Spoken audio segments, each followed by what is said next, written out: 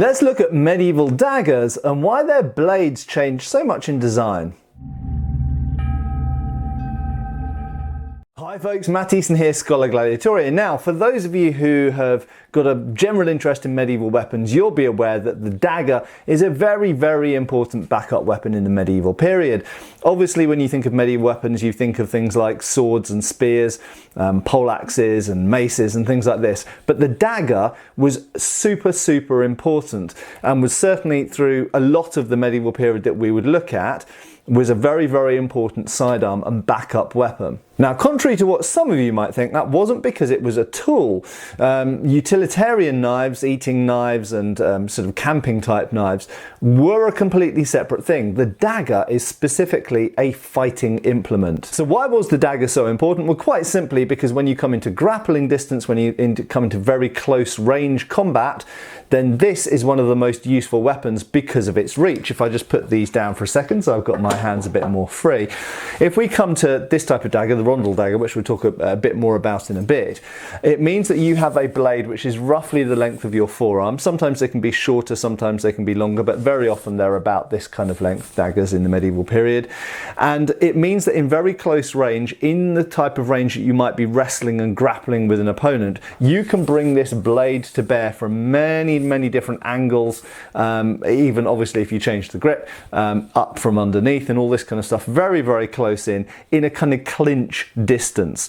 And this incidentally was a very much universal type of weapon. Okay, so the dagger was found in the civilian world and the military world, and is one of the reasons why striking, punching and kicking is not so prominent in the unarmed martial arts of the medieval period, because if everyone's got a dagger, then predominantly the type of very close range fighting that you're going to see is essentially wrestling with a dagger involved. Now, at this juncture, before I go on, it's also important to note that there were strict regulations about weapon carrying in medieval Europe. And so law plays a part in this as well in the civilian world. So as well as on the battlefield, this being an incredibly important backup weapon, in the civilian world, it was also incredibly important because there were many places you simply could not carry around a main battle weapon like a spear or a halberd.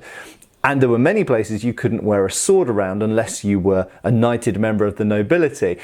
So in those cases, the weapon that people could carry around was the humble dagger. But before we start looking at the different types of blades in this period and why they evolved and changed in the ways that they did, we're going to have a quick look at the sponsors for this video, who are Husk Knife. So let's open it up and see what it looks like. It's come very nicely packaged in a box. This is a knife with this characteristic finger hole design. It's primarily designed as a kitchen tool, as a kitchen knife. However, it's a knife, so you could use it for other things. You could absolutely use it for bushcrafting or things like that. This is designed to be ergonomic and give you greater control of the knife itself. If you are pushing towards the blade, there is always the danger that the hand can slide up onto the blade. But if your finger is locked in here, that cannot happen. This is made of high quality Japanese stainless steel. I should mention that right now for viewers there's a 70% discount if you check out the link below, and that also comes with a 30-day guarantee. The edge bevel is 38 degrees. The grips are made of oak. It is in total 28 centimeters long and weighs just over 250 grams. So let's have a little look at the sharpness of this. And yep, we can see that it cuts paper very much adequately. But seeing as this is my channel, you might be interested to know, how does this handle wood? Certainly plenty sharp enough, but what we're really looking to do here is find out how the blade does. If I'm repeatedly doing this into a tree with it, absolutely fine. Twist. In, twist. Perfectly fine, no damage, no loss to the tip. So check out the link in the description and also in the pinned comment below. Now, coming back to medieval daggers. Many of you on this channel will be familiar with the Rondelle Dagger. Let's have a look at some of the other types of daggers that were popular in the medieval period. So I'm not gonna look at all of the different types, but I'm gonna look at the principal types. And I have covered these in past videos as well. So if you're interested in learning more on this topic, do search dagger in my videos. So first up, when daggers really start to become prominent as sidearms certainly for knights and most other types of soldier as specialized implements, it's really in the 12th, 13th century. Now, in the 12th or 13th century, the first type of specialized military dagger that we see is what's now known as the Quillon Dagger. Now, a Quillon, if I just pick up a dagger here, a Quillon is one of these. It's one extension of the guard. So this is the cross guard, and each of these is a Quillon from the French word quillon. So Quillons. Now, the Quillon Dagger is so called because it has a crossguard much like a sword, and it has to be said in the early stages they were like a mini sword, and they were worn parallel to the sword on the other side of the sword belt, balancing it up, and in some cases the style of the hilt on the Quillon Dagger matched that of the sword. Not always, but sometimes.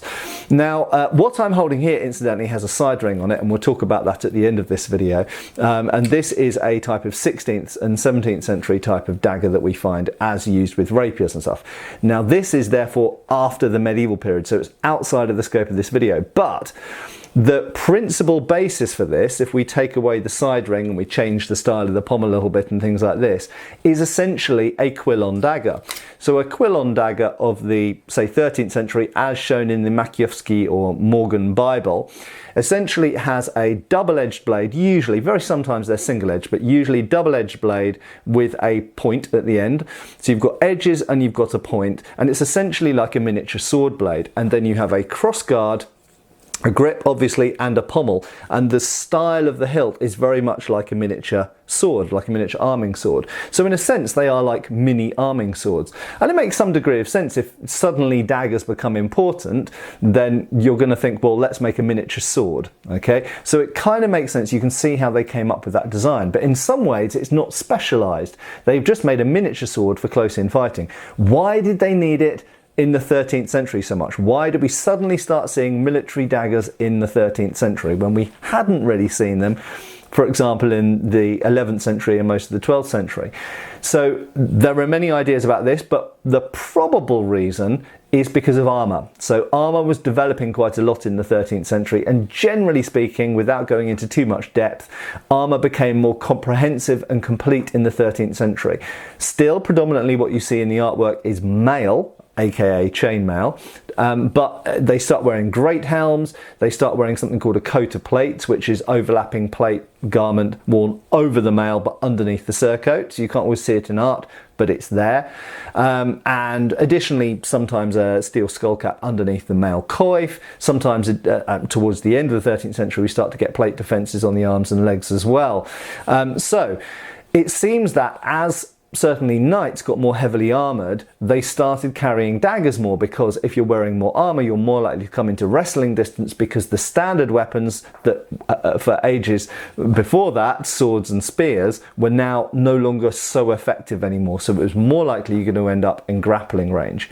So for that reason, they started carrying daggers that were pretty much like a miniature sword. Now we're going to look at a few other types of more specialised daggers that then evolved. It makes sense that once you've introduced a dagger, then it's going to evolve within itself to be even more specialised within its new role. But what I want to point out is that the Quillon Dagger really never went away. Okay, so the standard cross-hilted Quillon Dagger, we find it in the middle of the 13th century, and it's still around in the middle of the 17th century. We could say it's never gone away, because daggers with crossbar guards like this have gone all the way through to World War II and modern commando type daggers. So they kind of never went away, but I want to really emphasize the fact that they do exist right the way through the medieval period. You can find them in the 13th, 14th, 15th, 16th, 17th century, right away across the whole of the later part of the medieval period.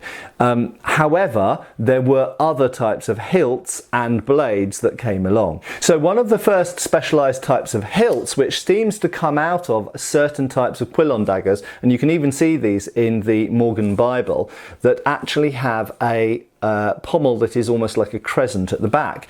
And these develop into, by the 14th century, a type of dagger called a basilard. Now a basilard has essentially like a capital I, okay, so a T-junction at top and bottom of the hilt. Now we have talked about basilards in the past, in fact a long way in the past, many years ago on this channel. I haven't spoken about them for quite a long while. And there are many questions as to why the hilts are like this, okay. Now we can see why the crossguards like that. The crossguards are like that for the same reason as the crossguards are here. It's a good hand stop, and it provides some hand protection as well from the opponent's weapon sliding down your blade if it's in contact with your blade, or anything else that's in contact with your blade, like a spear shaft for example. So it keeps your hand protected. But why would you have this type of junction at the top? Well, again, I've spoken about this, particularly when fighting in armour, but in any situation. If you want to access a knife or a dagger quickly in a combat situation, then being able to fumble around and get your hand against a stop rib there in order to pull it out enables you to have a very secure grip and essentially hook it out and pull it out of the scabbard when you need to. If you have a smaller pommel at the end and you're trying to pull it out, certainly in a nice pick grip, there is a risk that your hand can slide over the pommel or not quite find it. This becomes particularly notable in armour if you're wearing any kind of gauntlet. Now in the initial stages this would have applied to male chainmail mittens, but as we go into the 14th century it starts to apply to plate armoured gauntlets, plate steel gauntlets, which are usually fingered, but nevertheless you lose some degree of dexterity. And when you're in armour, perhaps with a visor down, perhaps with a helmet on, and you can't actually see your dagger, being able to feel it is quite a useful thing. Now I have got a 15th century style gauntlet here, which is a mitten type, so it's not fingered, although I've got fingers on the inside. And indeed, when trying to grab this type of hilt, it's made very much easier by having a hilt that sits into the gauntleted hand quite easily, and you don't have to fumble around too much. It will just naturally come out in the hand. So I think this is a major important point. But what's interesting is we see in the 14th century basilards being worn massively by civilians. And we see it on tomb effigies, we see it in manuscript illuminations. So these were very popular civilian daggers and military daggers. Now, it's my assertion that these were primarily designed for a military purpose, and we don't really see many specialised civilian weapons in the 14th and 15th century. Specialised civilian weapons seem to be something that become more of a thing in the 16th century, so post-medieval. In the 14th and 15th century, what we see weapons, battlefield weapons, that are carried in civilian life. So if you were a gentleman and you wanted to show, maybe you didn't have the legal right to walk around with a sword, but you wanted to carry a dagger around, you may well carry one of these because it represented your status as a gentleman.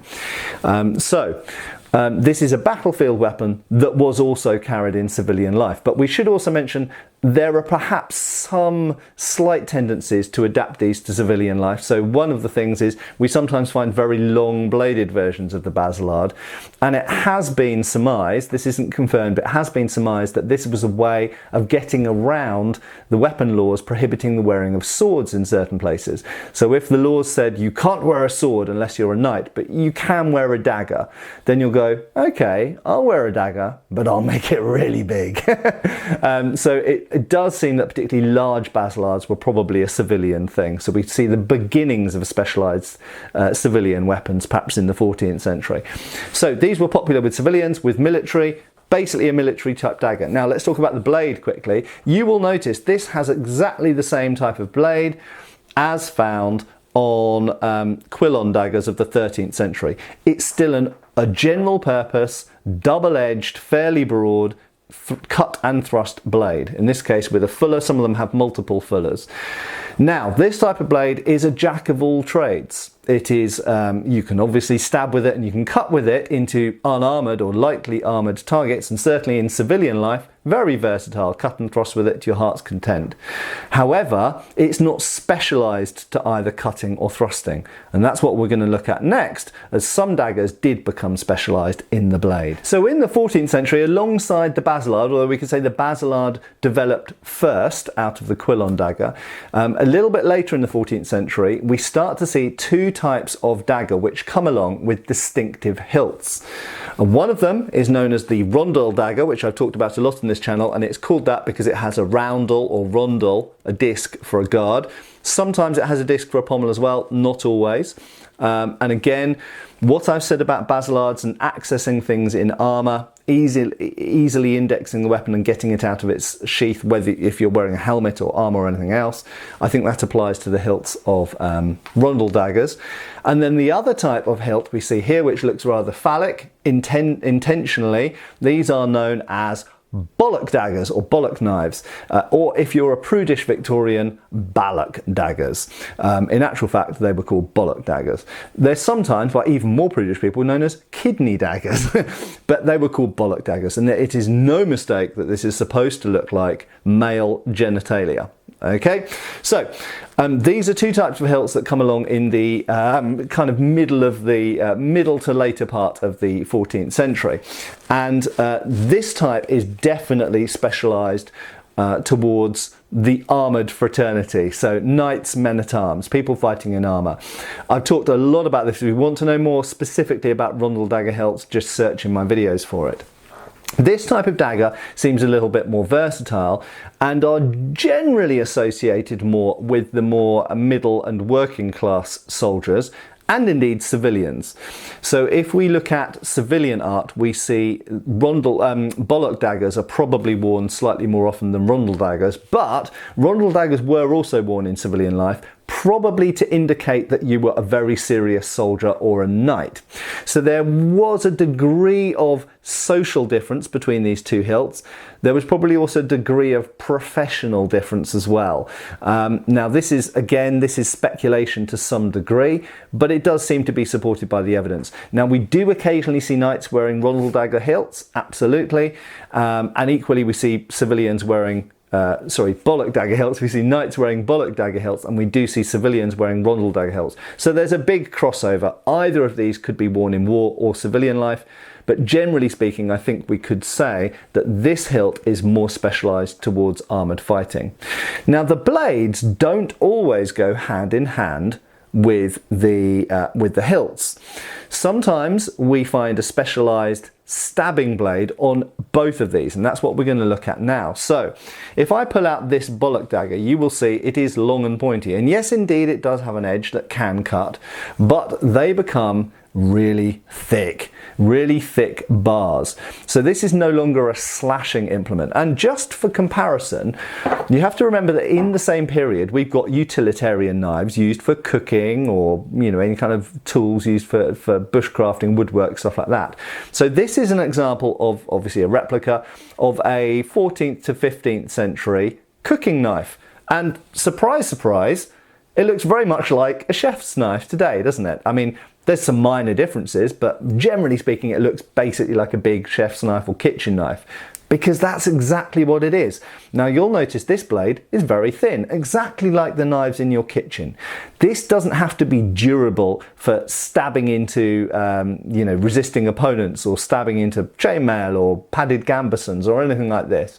This doesn't need to put up with that kind of abuse. What this needs to do is to slice fish and meat and vegetables and fruit really well, so it has a thin blade with a very sharp edge. So yes, indeed, these were used as weapons and could be used as weapons, just the same way as today kitchen knives are worldwide the most common type of knife used in any kind of crime. They were in the medieval period as well, because these were the most ubiquitous and common knives around. You can throw them away and no one knows who that knife belonged to, because there's lots of kitchen knives around.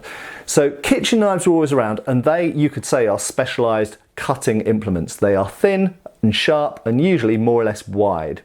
Now if we contrast that with the blade you see here, it is clearly not a specialised cutting implement. Yes, it does have a sharp edge. I'm not going to run my finger on it because I've sharpened it, but it is thick. In terms of slicing, this is not going to slice anything like as well as a kitchen knife, as that knife we've just looked at, because it's a much thicker blade. However, when it comes to stabbing, whole different game. This is nearly 1 centimetre thick at the base of the blade. This is a sharpened rod, and that's what the primary purpose of these blades are. Now, These specialised stabbing blades seem to have been something that come along in the 14th century. And in fact, this is a fairly moderate example. You do find examples that have triangular blades, even square blades. And obviously the square blades and some of the triangular blades don't really have any cutting edge to speak of. Now, I actually have that knife and this knife are both from Todd, incidentally, Todd Workshop and Todd Cutler. This blade here, you will see, actually has a ridge on one side and is flat on the other. Ergo, it's a triangular section blade. And this has no edge to speak of. This is purely a stabbing weapon. Now, this is actually post-medieval. This is a 17th century style Bollock dagger because the style persisted beyond the medieval period. But just really to show the blade, it's a utterly specialised stabbing implement, whether it's point up or point down. It's purely a spike. Okay, the edges are really only there to assist penetration. Yes, indeed, you could cut with these, and we do see armoured treatises where the edges are used to cut the straps on armour. For example, when you're wrestling with someone in armour and you're trying to get a part of their armour off, you put it underneath the strap, cut the strap off, and then you can stab into the gap. But these are primarily a stabbing implement. So, why were stabbing blades suddenly become so popular in the 14th century, and this runs all the way through the 15th century as well? I think there are several things at play here. Firstly, these are now specialised fighting daggers. They are not cut and thrust, they are purely stabbing implements. Moreover, we see a parallel in, for example, spear design. Spears become much more spike-like in this era. We see the same with swords. Swords become generally pointier and more tapered, sometimes reducing their cutting abilities by quite a lot to become more specialised thrusting implements.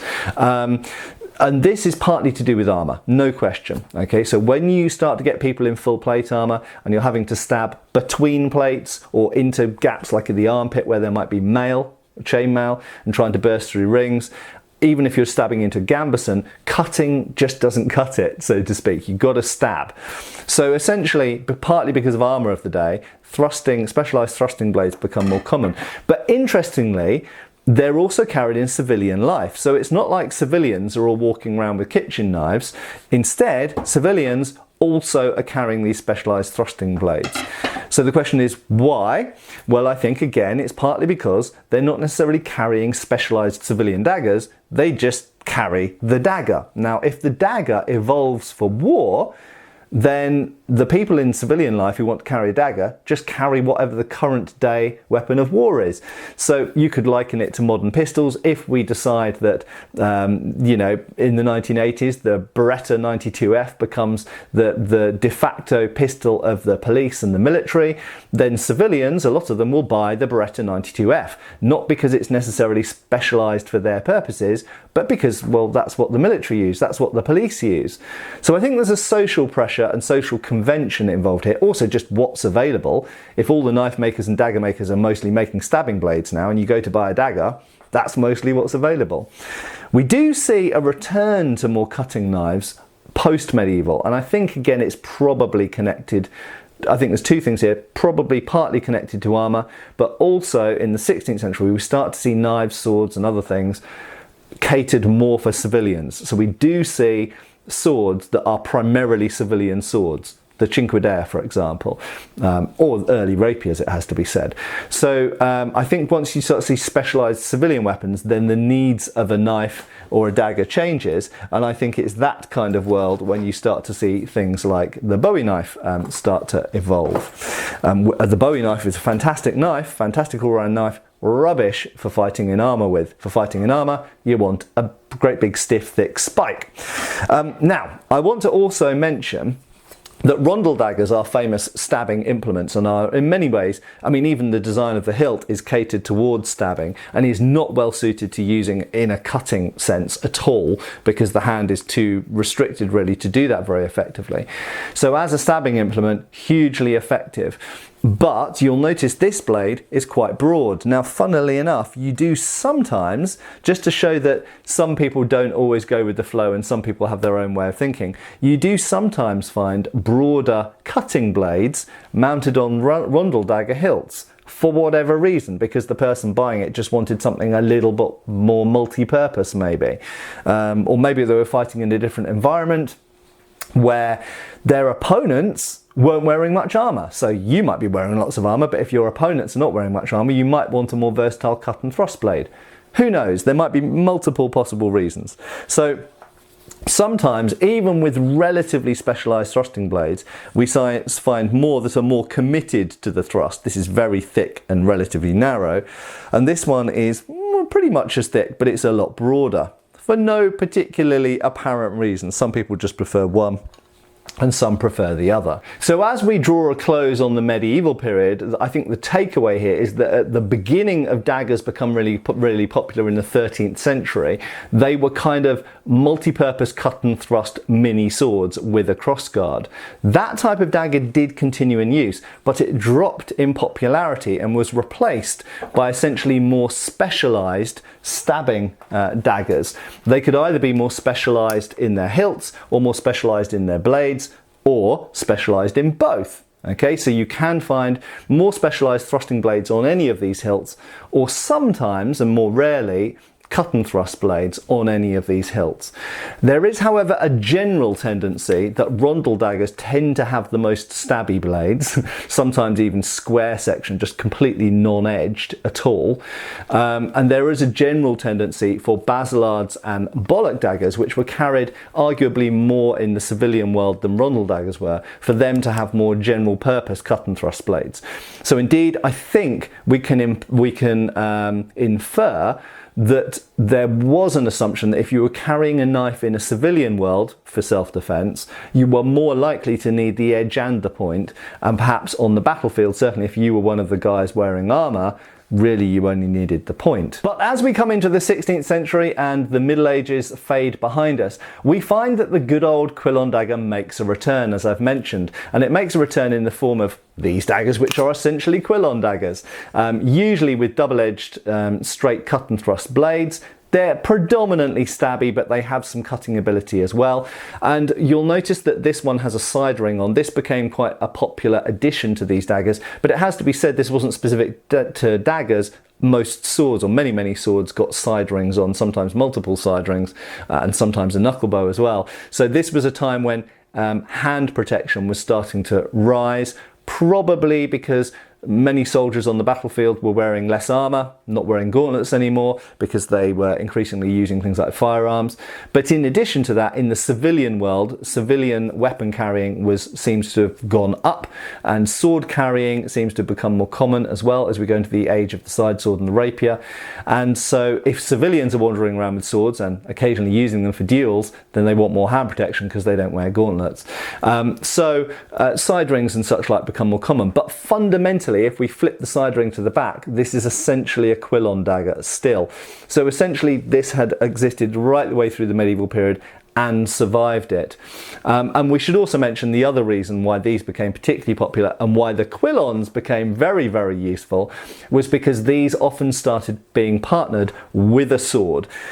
Everybody knows about rapier and dagger, but actually these were used alongside swords before the rapier was even really a thing. We start to see sword and dagger being used together really at the beginning of the 1500s in a dueling situation. And if you imagine you're living in a city where it's legally fine for you to walk around with a sword, well then you may as well carry something to go with the sword, and that was usually either a dagger or a buckler. Okay, so in the early 1500s, sword and buckler or sword and dagger were the standard civilian, certainly gentlemanly armaments. And the Quillons, of course, are super useful for blocking and catching an opponent's thrust or blow. And so Quillon daggers became pretty much one of the most useful types of dagger that you could use in this period. So I hope that's been interesting and entertaining to watch. I hope I see you back on the channel really soon. I've been Matt Easton, I will continue to be, and I'll see you soon. Cheers, folks.